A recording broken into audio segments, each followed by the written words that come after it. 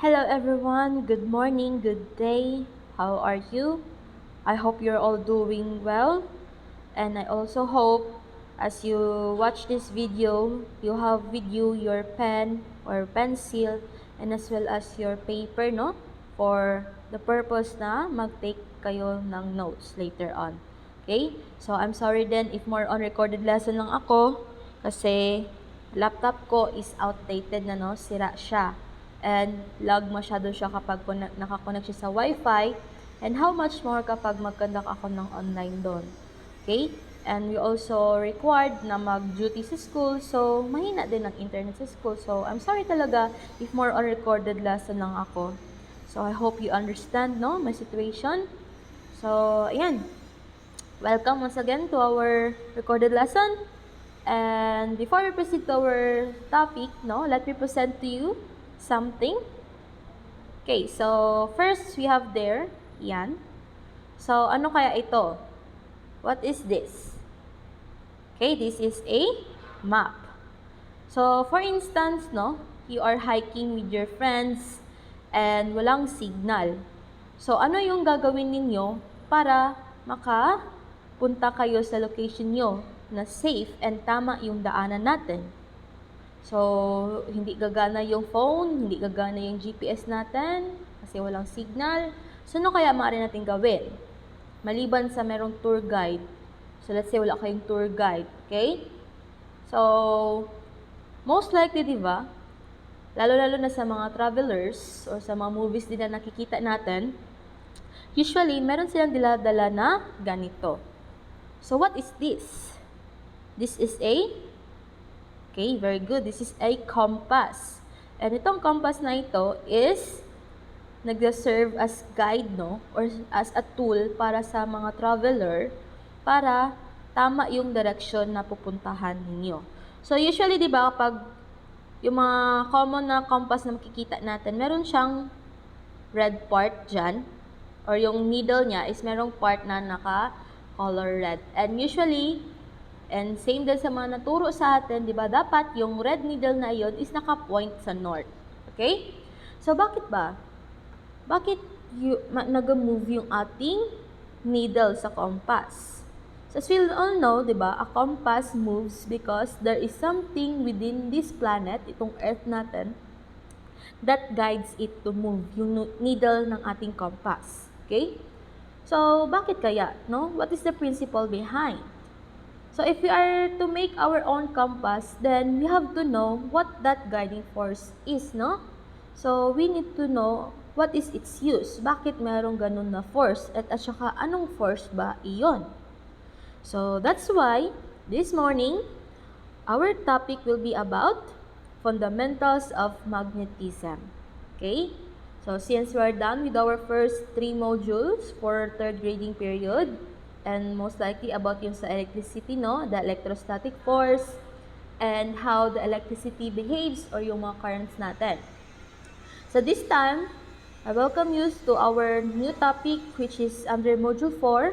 It talks about the fundamentals of magnetism. So, I hope you are ready.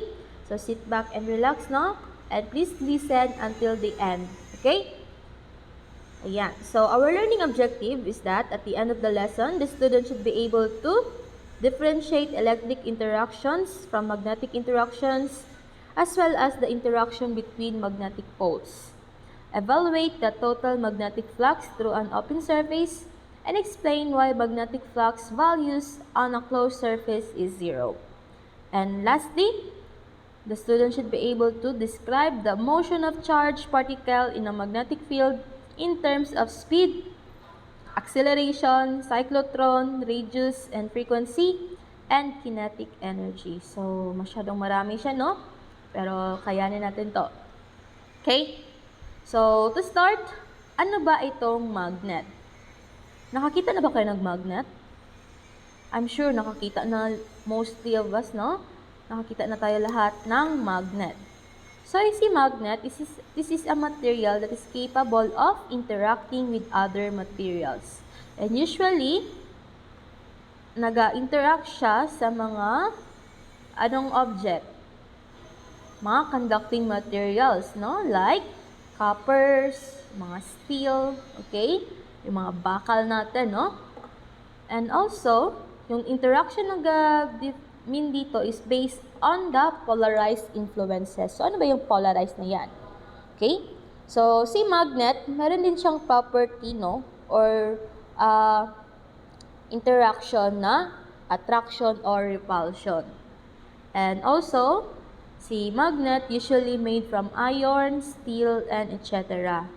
Or this one, specific ingredient niya, we have the alnico, sintered Nd, and Sm. So, nasa table of elements natin ito, no? So, I have a question sa inyo. Where can we find magnets in our household? Saan ba kadalasan natin makikita yung magnets? Aside sa yung mga laruan, no? Usually, sa mga appliances natin, no? Meron yan siyang magnet dyan, no? If nakakita na kayo sa loob ng electric fan, meron yan siyang malaking magnet dyan, no? Na parang ring yung itsura niya. Okay? So, I'm sorry. Cancel. Sorry, mali yung napindot ko. So, I'm sorry talaga. So, as you can see, phone lang talaga yung gamit ko, no? As I am doing this recorded lesson. So, ayan. Ayan. So, ayan. So, going back to our lesson. So, kadalasan makikita natin itong magnet sa mga appliances natin, no? Bakit kaya may merong magnet sa mga appliances natin, sa mga gamit natin sa bahay? Anong connect niya sa kuryente? Okay? So, yan yung alamin din natin ngayon, no? And take note, si magnet, interaction siya based sa polarized influences. So, ano ba yung polarized? Ano ba ito magnetic pole na ito? So, magnetic pole, this is the polarized part ng ating magnet, no? Meaning to say, it dictates whether it will attract or repel. So, there are two parts yung ating magnet. Okay? We have the tinatawag na magnetic pole. And same with the principle of attraction doon sa electrostatic force, dito sa magnetic pole, opposite polar, they attract with each other while like ones, they repel. Okay? So, for example, ayan, this is an example ng ating magnet, no? So, as you can see, meron siyang tinatawag na itong parang kalimutan kong term nito eh. So, usually, ito yung ginagamit, no, para ma-check natin kung gumagana ba yung ating magnet and ano yung direction. Saang direction patungo, no? Saan banda yung ating positive or yung North Pole natin at saka yung South Pole natin. Okay? And also, ayan, if meron tayong dalawang magnet na pagdabi, so as you can see, meron siyang mga lines, no? Yan yung tinatawag nating magnetic field lines, and as well as this one. Okay? So, ano ba ang kaibahan ng electric at saka magnetic interaction? So, when we say electric interaction and magnetic interaction, so electric interaction, it involves electric field lines. So, you can see, ano ba ibig sabihin yung electric field line? Yan yung region, no, bounded by a charged particle. Kung hanggang saan yung sakop ng kanyang force. Yan yung electric field lines niya. And lines, those are mga imaginary lines that represent in what direction patungo, no, yung charge ng ating particle. Kapag positive, it is going outward, di ba, ng charge natin. Kapag negative naman, it is going inward sa charge natin. And si electric interaction, it requires the entire system, yung sa object natin mismo, okay? And yung object natin is polarized by one dominant charge lang. One dominant charge, mean to say, kung positive siya, positive charge siya, or positive yung polar niya, okay? Kapag negative naman, negative din siya, okay? On the other hand naman, magnetic interaction involves magnetic field lines. Ayan. And also, it requires the entire system. And itong object natin dito sa magnetic interaction contains both polarities. So, same with here, dito sa itong magnet na nandito sa PowerPoint natin, no? Sa isang object, dalawa yung polarities niya. Merong positive at saka negative, or the north at saka south. Okay? Unlike sa electric interaction na isang dominant charge lang para maging polarized yung ating object. Okay? So, ayan siya. I hope you learned something na. So, if you have a question, you may comment sa video na ito or you can message me sa ating Teams. Okay. So, next one. Ayan, let's talk about the magnetic field. So, magnetic field, it is the field of force surrounding a magnet. And then, it is represented by imaginary lines. Magnetic field lines naman, it emerges from the North Pole going South Pole. Meaning to say, outward yung motion ng line natin or yung direction ng magnetic field lines kapag sa North Pole galing. Okay? And then, inward naman yung direction ng ating electric field lines papunta sa south. So, meaning to say, merong positive charge si North Pole kasi outward yung kanyang magnetic field line, and then negative naman itong si South Pole kasi inward yung kanyang magnetic field lines. Okay? So, here naman, spacing between lines represent magnetic fields magnitude. Meaning to say, same with sa electric field lines, no? The more dense or the more lines meron nag-surround sa isang charge, meaning to say, malakas yung force niya. Ganon din dito sa magnetic field, no? Kapag maraming line, yung ating magnetic field, okay, it represent yung magnitude. Ganon din, no? It talks about yung force din na surrounds ng ating magnet. Okay? So, let's try, no? Based on the definition given, let's sketch this magnetic field lines on a simple bar magnet. The two bar magnets in attraction and the two bar magnets in repulsion. Okay, so how can we do that? So, ayan. So, this is the representation of the magnetic field line ng ating magnetic bar. Okay, so usually magnetic bar yung ginagamit natin, no, to model ano yung ibig sabihin ng magnetic field and magnetic field lines. And then, ano bang magnetic bar? Usually, meron yan siyang two polars, no? The north at saka south. So, dito, sa A, ito yung magnetic field line ng ating bar, no? Or magnetic bar. So, as you can see, outward yung arrows. Starting from north and then pa-inward siya sa south. Okay? So, nag-share lang sila ng kanilang polar. Okay? Or ng force. Whereas dito naman, sa letter B, this is the illustration kapag unlike pole yung ating magnet, no? Pag ipagdikit natin yung north at saka south. So, you can see, magdidikit yan sila kasi opposite poles attract, right? So, yan yung principle niya. While kapag like poles naman, they repel. So, like this illustration here, no? So, pa-outward yung ating magnetic field lines and then hindi sila dumidikit. So, same din, no, na property sa electric field lines. Hindi dapat mag-intersect yung ating mga magnetic field lines. Okay? And nag-refer din yung magnetic field lines kung gaano kalakas yung force that surrounds our magnets. Okay? So, ayan siya. So, let's talk about the magnetic force since I'm talking about the magnetic force, no? So, magnetic force is represented by F sub B. So, recall lang tayo, okay? Recall muna tayo. So, when we solve for the electrostatic force, diba, it is denoted by F sub E. Okay? So, kaya kailangan, we need yung mga specific na notation, no, para sa mga different terms na gagamitin natin. So, since this is about magnets, so, the suffix or yung term dito is F sub B, no?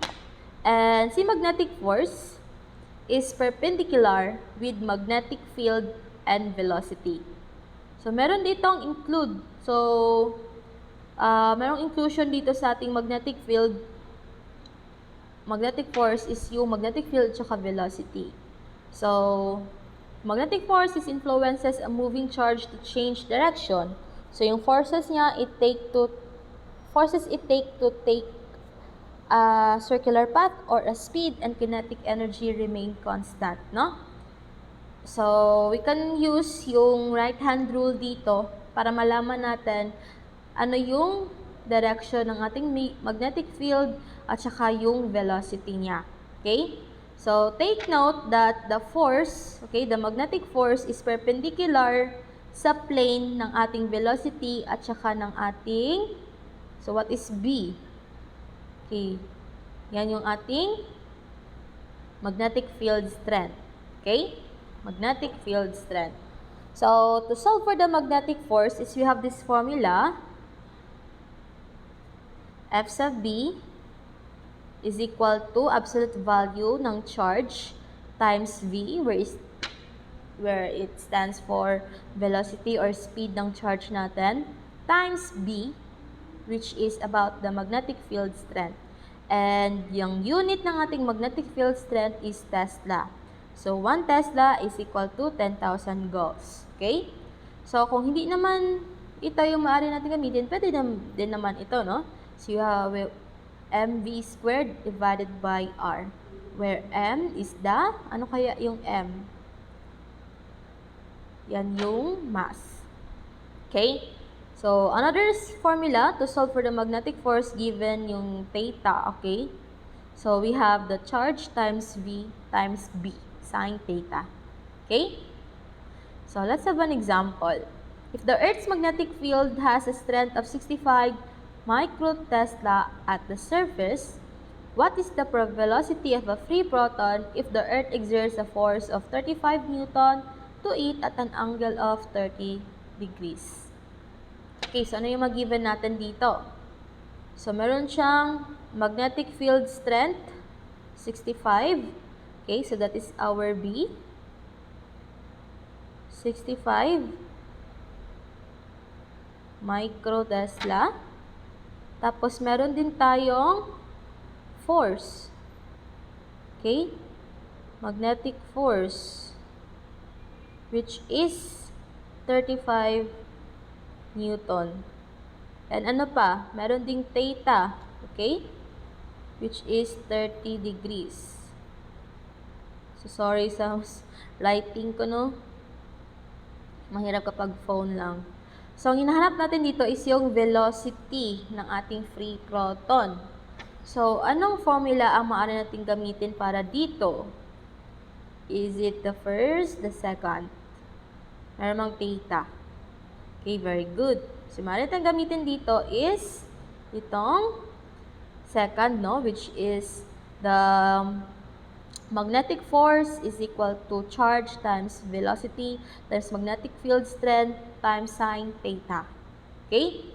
So, since we're looking for the velocity, we can derive our formula. So, we have V is equal to charge times V, ay B, the magnetic field strength, divided by sine theta times magnetic force.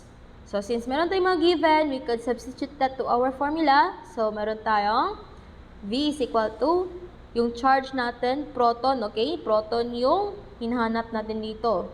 So, the charge, okay, sorry. Yung proton. So, ano ba ang charge ng proton? So, that is 1.602 times 10 raised to negative 19 coulomb. And take note, yung given natin dito ng magnetic field strength is naka-micro, no? So, we need to translate that one. So, how can you translate that? Or how can you convert that? So, we have there 0.65 G. So, nag-divide lang tayo, no, ng 100. Okay? Then, our sine theta is 30. So, sine 30. And then our magnetic fields or the magnetic force is 30 newtons. So, simplify natin yan siya sa ating calculator or input natin yan siya sa ating calculator. We could get the answer na velocity which is 5.95 times 10 raised to negative 21 meter per second. So, the answer is yan. So, take note, velocity. So, meaning to say, yan yung coverage, no? Ng distance na ma-cover niya or malakad niya or ma-travel niya per unit time. So, which is in seconds. Okay? So, yan. So, I hope you understand. So, if you have any question, feel free to message. Okay? So, let's proceed to our next part ng ating lesson, which is about sa Lorentz force. So, kung meron tayong magnetic force, okay, si Lorentz force naman, it is about the influence of both electric and magnetic fields, no? So, si Lorentz force, denoted by F sub L, is the force experienced by a charged particle due to the presence of electric and magnetic fields. So, it's essentially the combined effect of both electric, no, at saka magnetic force acting on the particle. So, ayan. So, exerted on moving charge in both fields. And it is about electric force projected by field is straightforward. So, meron tayong formula to solve for the Lorentz force, no? So, ayan. You have there, F sub L, or the Lorentz force, is equal to charge times electric field, okay, plus charge times the velocity, magnetic field strength, sine theta. So, kapag wala namang electric field, so, maaaring ito yung formula natin. So, ito kasi si Lorentz force, okay,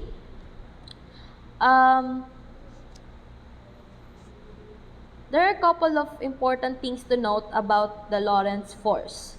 So, dito, yung force natin is perpendicular to both the particle's velocity and the magnetic field. So, paano natin gamitin yung right-hand rule, no? Para ma-determine natin yung direction ng Lorentz force. And take note, yung force natin dito, yung Lorentz force is perpendicular sa particle's velocity and the magnetic field. Okay?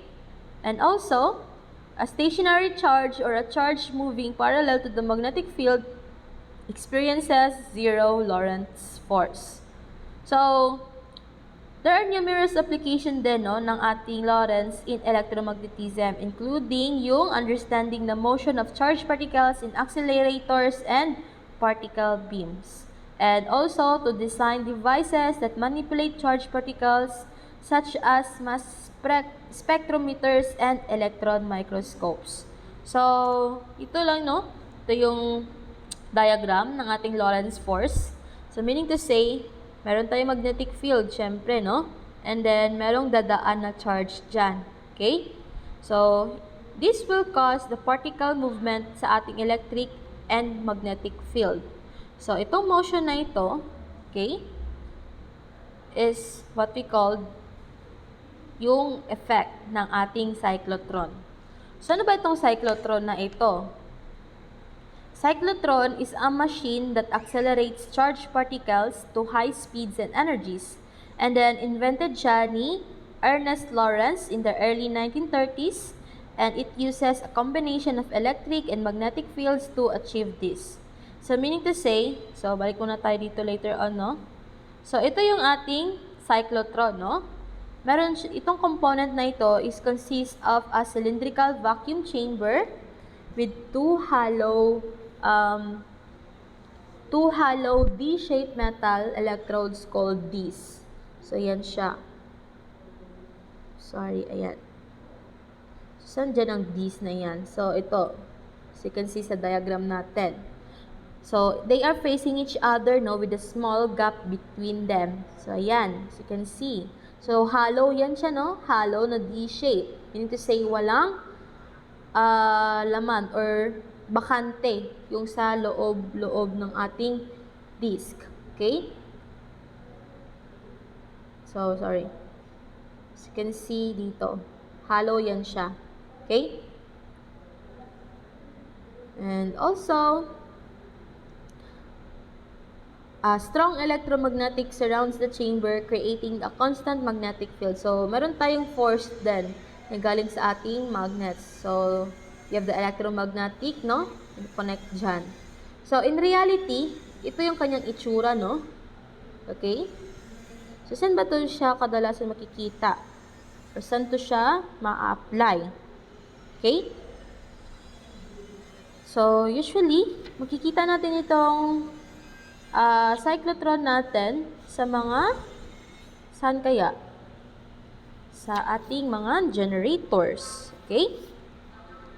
Ayan. So, cyclotrons have various application including yung nuclear research. So, by smashing accelerated particles into atomic nuclei, scientists can study nuclear structure and reactions. Okay? And also, mga ion implantation. This process, cyclotrons are used to implant ions into materials to modify their properties for use in semiconductors and other applications. So, while cyclotrons were groundbreaking for their time, they have limitations now on the achievable particle energies. So, modern particle accelerators like synchrotrons can achieve much higher energies due to sophisticated design. So, in the context of particle motion in a magnetic field in cyclotrons, there are two key concepts. So, balik tayo dito. Yan, we have the cyclotron radius and the cyclotron frequency. So, when we say cyclotron radius, it is the radius of a charged particle circular motion. Okay? Charged particle circular motion. Or this refers to the radius ng ating circular path of a charged particle follows inside a cyclotron due to the influence of the magnetic field. And meron siyang formula na R sub G, okay, or the cyclotron radius is equal to M V sub perpendicular over absolute value ng charge natin times B. Yung R natin dyan is the cyclotron radius and dapat in meters yan siya. While our M is the mass, no? The mass of the charged particle, which is in kilogram dapat yung kanyang unit. And ang V naman is the velocity of the particle, and meters per second yung kanyang unit. And the charge there, or the Q there is the charge of our particle. While the B naman is the magnetic field, no? And then ang unit niya is Tesla. So this equation essentially states that the radius depend on the balance between the particle's inertia, yung mass and velocity, and the magnetic force exerted on it. So, that is determined by charge and magnetic field strength. So, yan yung sa cyclotron radius. Yung motion niya is caused by uniform magnetic field. Okay? While ang cyclotron frequency naman is an angular frequency of a circular motion. And charged particles frequency moving perpendicularly in B. So, itong cyclotron frequency, this refers to the number of revolution. Okay, take note, the number of revolutions the particle completes per unit time. Okay? Kung si cyclotron radius is about lang siya sa radius ng circular path na kailangan i-follow ng isang particle inside the cyclotron, kay tungod sa magnetic field, cyclotron frequency naman is the number of revolutions, okay? Yung ikot niya, ng ating particles that na makumpleto niya per unit time. So, that is in seconds within the cyclotron. Interestingly, the cyclotron frequency is independent of the particle's velocity and depends solely on its charge and the magnetic field strength. So, yung formula niya is we have there W sub G or yung cyclotron frequency is equal to charge times B over M. Okay? So, where Q is the charge, M is the mass ng ating charged particle, while B naman is the what? The strength of the magnetic field. Okay? So, yan yung ating cyclotron. And in reality is this one, no? So, ibig sabihin lang nito, ayan, perpendicular. Meaning to say, yung force ng ating charged particle, as you can see,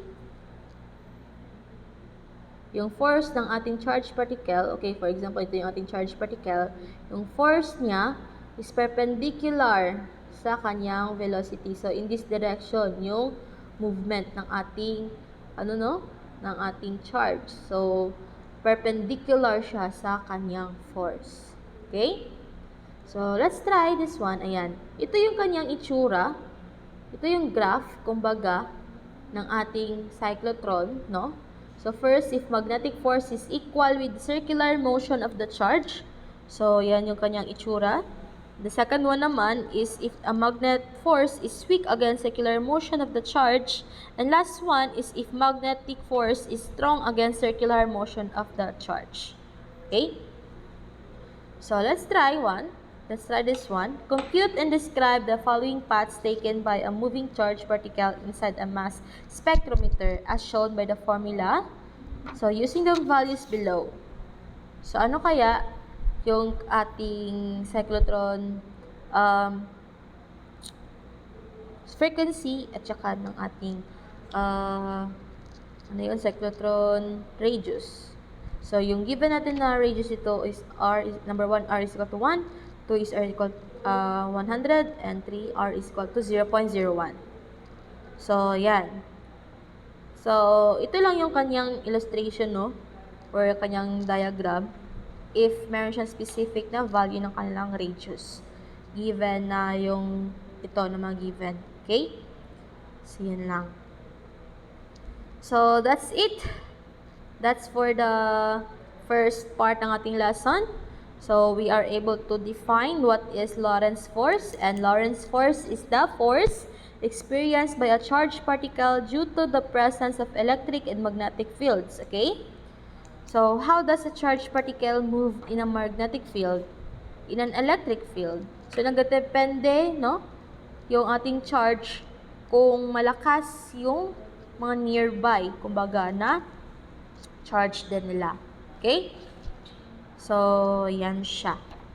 So, I hope you learned something. So, that's the first part of our lesson. And let's proceed to the second part.